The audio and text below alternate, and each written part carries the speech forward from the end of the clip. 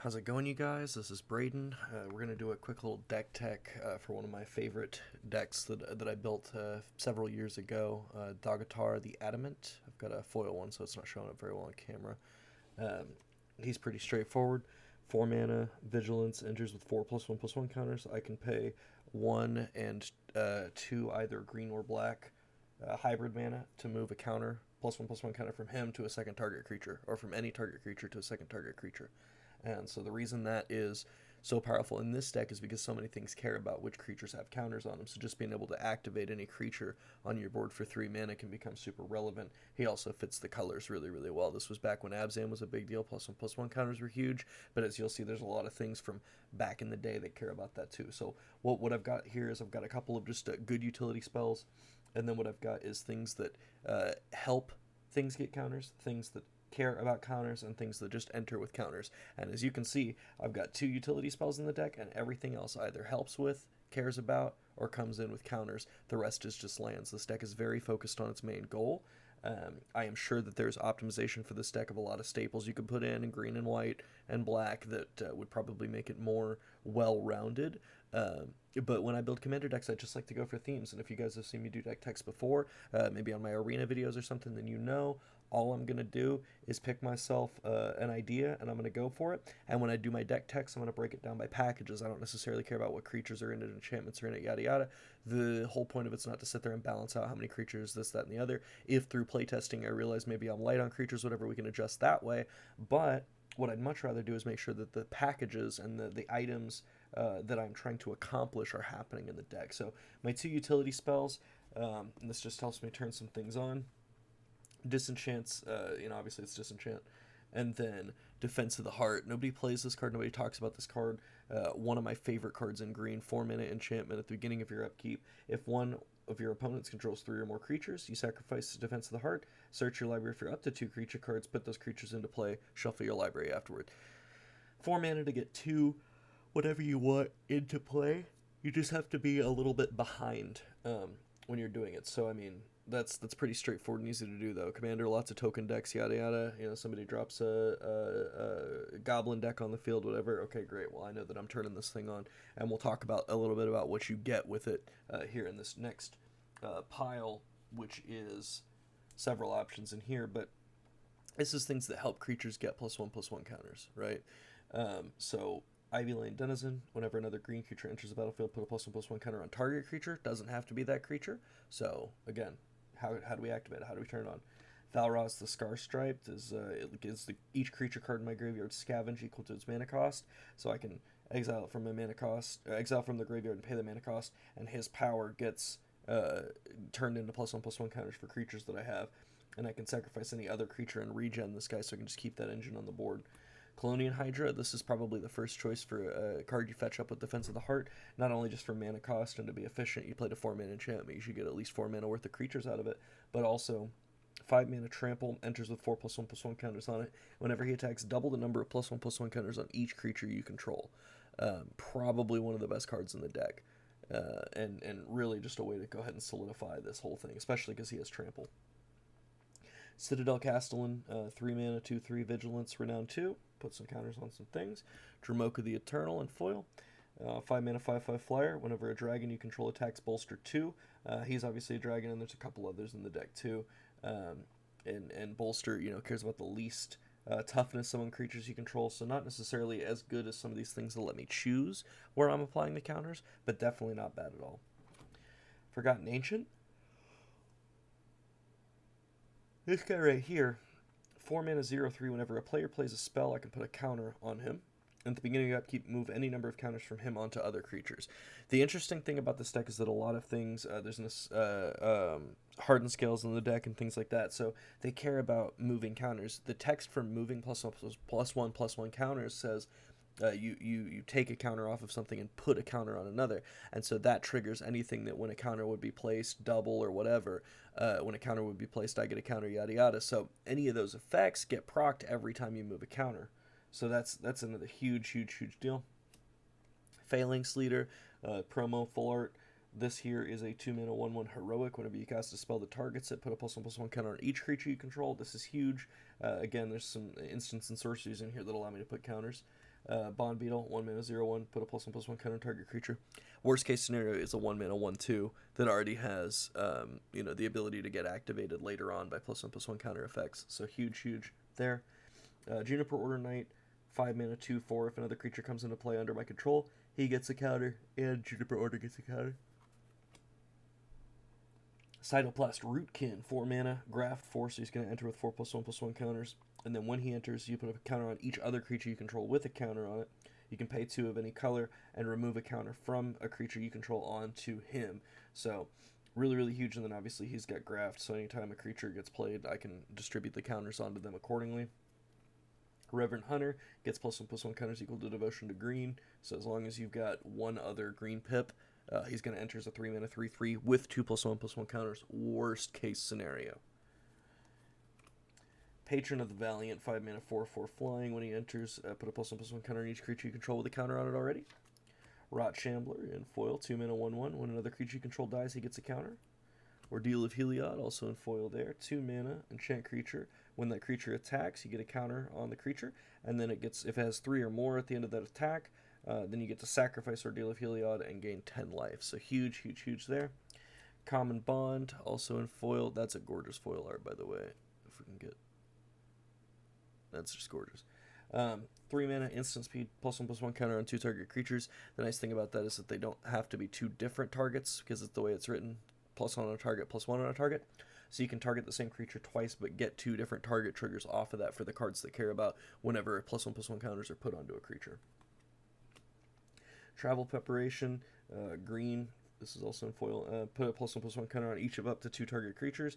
So that's different. That would be 1 targeting instance on that creature if you chose to put 2 on it. So that's why this card being written that specific way is a big deal. And then Flashback with white mana, which is awesome. It's also super rare, at least from what I recall, to ever see a Flashback cost be basically equal in mana value to the casting cost. Typically, Flashbacking is more expensive, because the idea is you're doing it later in the game, but they made it the same cost, just in a different color as the restriction instead. Tempt with Glory, tempting offer, put a +1/+1 counter on each creature you control. Each opponent can put a counter on a creature they control. And then for each opponent that does that, you put a +1/+1 counter on a creature you control. That's each, so everybody's just getting bigger and bigger, and then triggering abilities. Primeval Bounty, I mostly care about the second one. Non-creature spells get 3 counters on target creature I control, but every creature gets me a token, and every land gets me 3 life. This card's just good across the board. Elven Rite, 2 +1/+1 counters distributed any way you choose on any number of target creatures, so it's not bad at all. Gethar's Crusade here, 5 mana. When a creature enters the battlefield, put a counter on each creature I control. Abzan Ascendancy, and this one's that promo date stamped. Yeah, gorgeous. Good looking foil there. 3 mana. When it enters, counter on each creature you control, and if a non-token creature you control dies, you get a 1/1 spirit token with flying. Not bad at all. Death's Presence. If a creature you control dies, put X +1/+1 counters on target creature, where X is the power of the creature that died. Hunger of the Howl Pack. Put a +1/+1 counter on target creature, but if a creature died this turn, put 3 on it instead. Citadel Siege, almost always choosing cons, although, dude, sometimes, if you're trying to stabilize, choosing the dragons instead is not bad, but at the beginning of combat, 2 +1/+1 counters on a creature you control every turn, and that's also, the dragon's effect on there is not bad at all. At the beginning of combat on an opponent's turn, tap down a creature that player controls, so they're a big threat. Their commander... Sorry for yawning, guys, it's been a day. 3 mana, instant, 3 +1/+1, put a +1/+1 counter up to 3 target creatures. Incremental Growth and foil there, 5 mana, put a +1/+1 on a target creature, 2 +1/+1 on another target creature, and 3 +1/+1 on a third target creature. So that's huge. And then Hardened Scales. If 1 or more counters would be +1/+1 counters would be placed on a creature you control, put that many +1 instead. So that's everything that helps things get counters. Now, why do we want counters? What does it matter to have all these counters on here? Well, let's just start rolling down the list. Bramblewood Paragon, 2 mana, 2/2. Each other warrior you control enters with an additional +1/+1 counter. That's huge. Our commander's a warrior. We've got a handful of warriors in the deck. Maybe, I don't think we have any in that left stack here, but going along, we're going to have some more. Gyre Sage, add a green to your mana pool for each +1/+1 counter on him. Huge. Aquastrand Spider, 2 mana, Graph 2. And then target creature with a +1/+1 has reach this turn. That's huge. Tuskguard Captain. Each creature you control with a +1/+1 counter has trample. Now we start to see, right? Now we start to see. Archangel of Thune, lifelink. When you gain life, put a counter on each creature you control. Primordial Hydra. At the beginning of upkeep, double the number of +1/+1 counters on Primordial Hydra, and he gets trample as long as he's got 10 or more. Avatar the Resolute, also date stamped here, date stamped foil. 2 mana, 3/2 Reach Trample. He enters with a counter on it for each creature you control with a counter on it. I mean, that's massive. And if nothing else, dude, 2 mana, 3/2 Reach Trample. If you go back to when I was playing in this standard, I used to have a mono green Devotion deck that loved this guy because, I mean, 2 mana, 3/2 Reach Trample, and he's got 2 green pips for the green Devotion. I mean, in standard, that was crazy. Long Shot Squad, 4 mana, 3/3. Each creature with a +1/+1 counter on it has Reach. Ivory Tusk Fortress. Untap each creature you control with a +1/+1 counter on each other player's untap step. Sen's Tactician. 1 mana, 1/1. Each creature with a +1/+1 counter can block an additional creature each turn. Right? This is Evolve, Regenerated Krasis. 3 mana, 3/2 Evolve. And when he evolves, you put a counter on each other creature you control with a +1/+1 counter on him. Enduring Scale Lord. If a counter would be placed on one or more counters will be placed on another creature you control, you can put a counter on Enduring Scale Lord, and of course things like that with Hardened Scales, and you start to see where the snowball happens. Champion of Lambholt, 3 mana, 1/1, but creatures with power less than him can't block creatures I control, so I basically make him real big beefy, swing across with everybody else that I've got. When another creature enters the battlefield, he gets a counter, right? Battlefield under my control, not my opponent's. Einok Bondkin, also in foil there. 2 mana, 2/1, Outlast, and then each creature with a counter has First Strike. Fungal Behemoth. This is usually the other guy that I grab. So I grab Colonian Hydra, and I grab Fungal Behemoth when I'm casting my Defense of the Heart. Its power and toughness are equal to the number of +1/+1 counters on creatures you control. You have the ability to suspend him. So you can suspend him for 2 green and X, and then every time a time counter is removed from him, you can put a +1/+1 counter on target creature. That's really nice because that just means he's going to enter with that much power. But usually when you're casting this guy, you're just either hard casting him or fetching him up with Defense of the Heart. You've got 40, 50 power on board, and he's just a massive guy. Gleam of Authority, enchant creature. He gets +1/+1 for each +1/+1 counter on other creatures you control. He gets Vigilance, and he gets white and tap to bolster 1. It's also not a bad looking foil. Not a bad looking foil. Abzan Battle Priest. Each creature you control with a +1/+1 counter has lifelink. Add that to Archangel of Thune's effect. You're huge. Corpsejack Menace. If one or more +1/+1s would be placed on a creature you control, double it instead. And that, of course, triggers with Hardened Scales. So it's a replacement effect, and I can choose which order those replacement effects stack in. So if 1 would be placed, I can choose to up that number to 3, and then choose to double it. Abzan Falconer gives all my +1/+1 guys flying. Retribution of the Ancients, 1 mana, I can tap 1 and pay. Remove X counters from a creature among creatures you control, and target creature gets -X until end of turn. Kill spell on a stick. I mean, I weaken my guys a little bit, but man, if I've got things that are just doubling and tripling them, and I can just wipe your board, easy.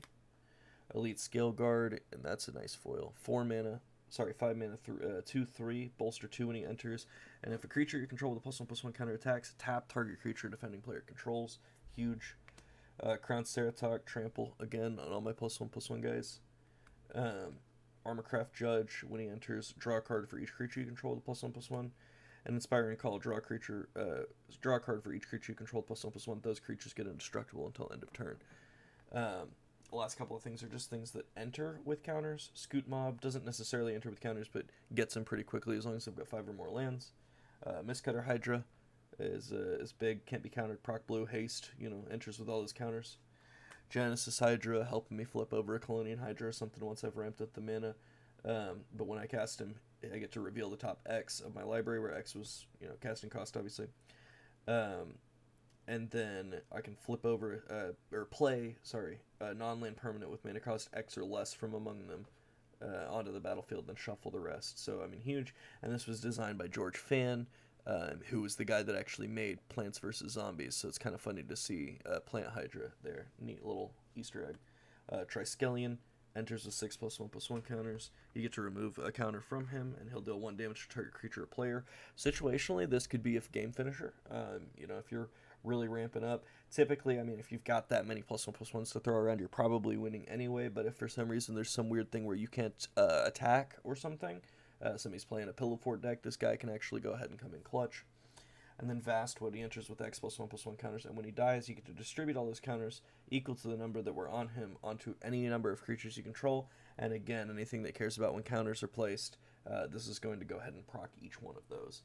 For a land base, we've got mostly basics here. I've got 6 swamps. I've got 10 plains. 12 forests. And then for my non-basics, Isolated Chapel, check land from the old Innistrad, Blossoming Sands for a little life gain, this gorgeous Shattered Sanctum, borderless foil, full art, enters tapped unless you control 2 or more other lands, Snowfield Sinkhole, Guildgate, Overgrown Farmland, check land 2 or more lands, promo Sandstep Citadel, so that's gorgeous, Command Tower, Woodland Chasm and foil, Jungle Hollow for the life gain, Godless Shrine, Temple of Skylance, and then Llanowar Reborn, Graftland. Had to, you know. Absolutely had to have the Graftland on there. But yeah, so again, this deck is not necessarily designed to be this sort of all-powerful, all-encompassing jack-of-all-trades. Like, it's designed to do one thing, and it does it really, really well. It's an absolute blast to play. Be ready to bust out all of your dice. You know, definitely make sure you've got yourself a couple of the not sponsored, but of the Chessex dice cubes here. And then, you know, God forbid, worst case, bust out some of the D&D dice, you know, with the hundreds counters on them, because things might get a little squirrely. But if you build this or have something similar to it, let me know in the comments. I want to know if you have any fun with it. Really, really inexpensive deck to build and play. I haven't looked at pricing on any of these, but from what I last recalled, other than maybe like, you know, the Shocklands and stuff, which of course value on those is going to fluctuate all the time. Defense of the Heart was the most expensive card in the deck at like $14 when I bought it. So cheap deck, fun to play, fun to build, and an absolute blast to play with your friends. Non-oppressive, you know, creature focused, swingy. Subject to death by board wipes is really the only downside that I've found is once they've wiped out your board, you're stuck trying to rebuild, which is part of the fun, really. So let me know what you think. Let me know if you want to see any of my other deck techs, and if you do, I should have a playlist for deck techs in my YouTube channel that I'll link here if I can figure that out. So thank you guys so much.